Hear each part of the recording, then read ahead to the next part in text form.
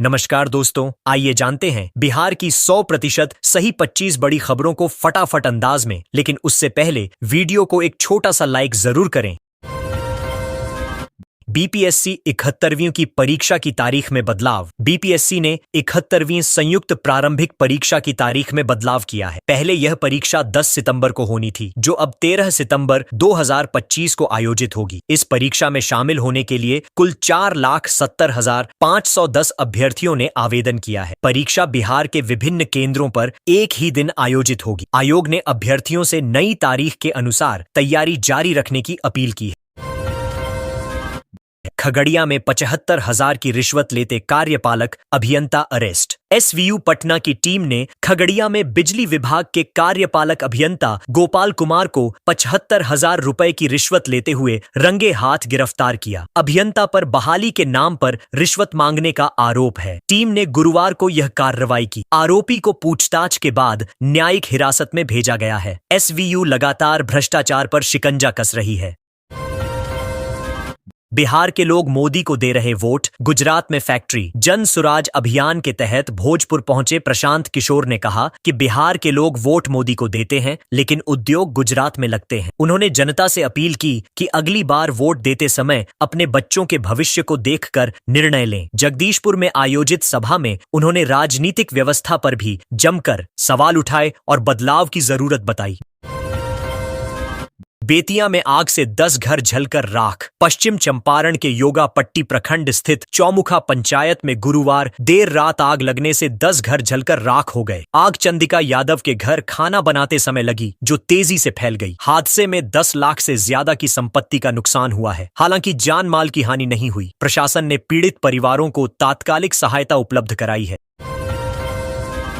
पूर्व विधायक के पति पर जानलेवा हमला करने का आरोप। पूर्णिया के भवानीपुर में राजद नेता बीमा भारती के पति अवधेश मंडल पर जानलेवा हमले का आरोप लगा है। पीड़ित राम बल्लभ मंडल ने कहा कि अवधेश मंडल ने उन्हें घर बुलाकर हथियार से हमला किया। गंभीर हालत में उसे अस्पताल में भर्ती कराया गया है। पुलिस मामले की जांच कर रही है। आरोपी पक्ष ने आरोपों को राजनीति से प्रेरित बताया है।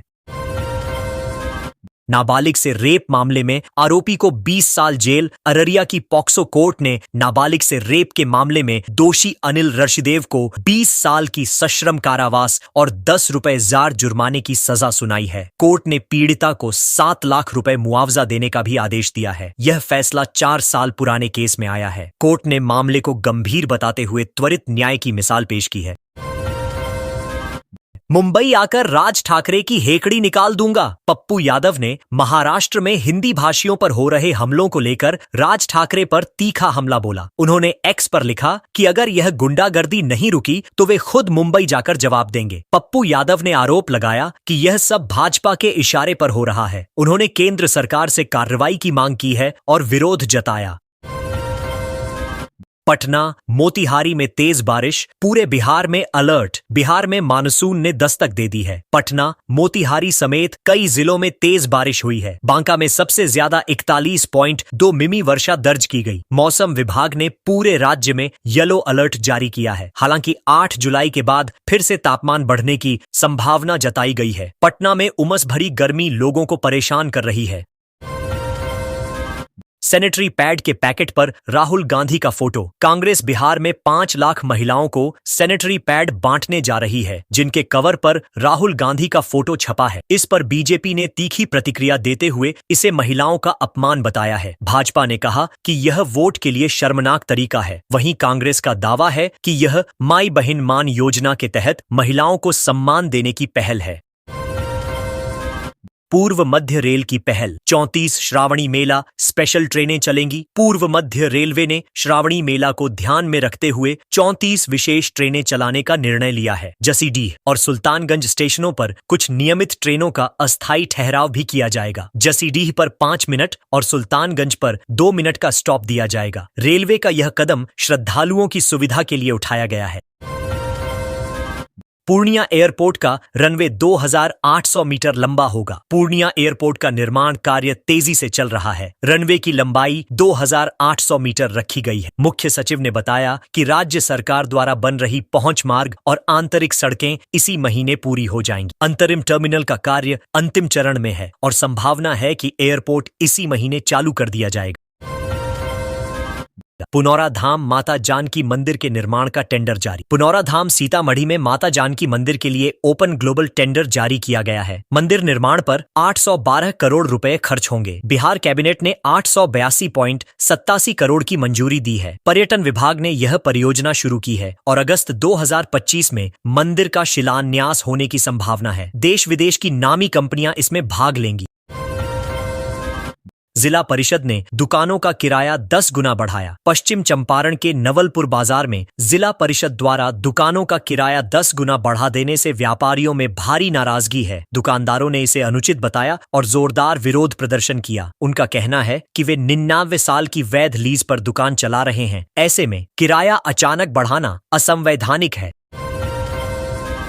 सहरसा में मुहर्रम को लेकर शांति समिति की बैठक। सहरसा में मुहर्रम के शांतिपूर्ण आयोजन को लेकर जिलाधिकारी दीपेश कुमार और एसपी हिमांशु की अध्यक्षता में शांति समिति की बैठक हुई। इसमें सभी समुदायों के प्रतिनिधियों ने हिस्सा लिया। अधिकारियों ने कहा कि कोई भी व्यक्ति सांप्रदायिक सौहार्द बिगाड़ने की कोशिश करेगा तो उस पर सख्त कार्रवाई की जाएगी। गली में दरवाजा खोलने को लेकर हुई गोलीबारी। नालंदा जिले के चक मोहिउद्दीनपुर गांव में गली में दरवाजा खोलने को लेकर दो चचेरे भाइयों में विवाद हो गया। देखते ही देखते बात गोलीबारी तक पहुंच गई। इस घटना में 2 लोग जख्मी हुए जिन्हें पीएमसीएच रेफर किया गया। पुलिस ने तुरंत कार्रवाई करते हुए 3 आरोपियों को गिरफ्तार कर लिया है। किन्नरों ने कहा जान देंगे पर घर टूटने नहीं देंगे। भोजपुर जिले में अतिक्रमण हटाने की कार्रवाई को लेकर किन्नरों और गरीब परिवारों ने जिला समाहरणालय के सामने प्रदर्शन किया। प्रशासन ने वैकल्पिक व्यवस्था किए बिना घर खाली करने का निर्देश दिया, जिससे नाराज लोगों ने कहा कि जान दे देंगे लेकिन घर नहीं छोड़ेंगे। भाकपा माले और खेग्रामस के बैनर तले महाधरना हुआ। ओटीपी वेरिफिकेशन के बिना तत्काल रेल टिकट नहीं मिलेगा। रेलवे ने तत्काल टिकट बुकिंग के लिए नई व्यवस्था लागू की है। 15 जुलाई 2025 से काउंटर या एजेंट से टिकट लेने के लिए आधार से लिंक मोबाइल नंबर पर आए ओटीपी को वेरीफाई करना अनिवार्य होगा। यह कदम बोगस बुकिंग रोकने और यात्रियों की पहचान सुनिश्चित करने के लिए उठाया गया है।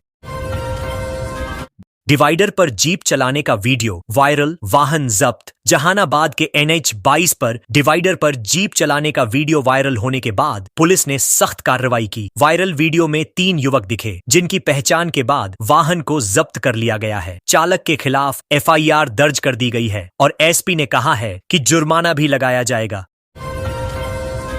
जल जमाव से धान की रोपाई प्रभावित, किसानों का प्रदर्शन। जहानाबाद में जल जमाव से परेशान किसानों ने सड़क जाम कर विरोध जताया। घोसी धामपुर रोड पर प्रदर्शन करते हुए उन्होंने खेतों से पानी निकालने की मांग की। किसानों का कहना है कि नहर से पानी निकल नहीं रहा, जिससे धान की रोपाई बुरी तरह प्रभावित हो रही है। प्रशासन से तुरंत समाधान की मांग की गई।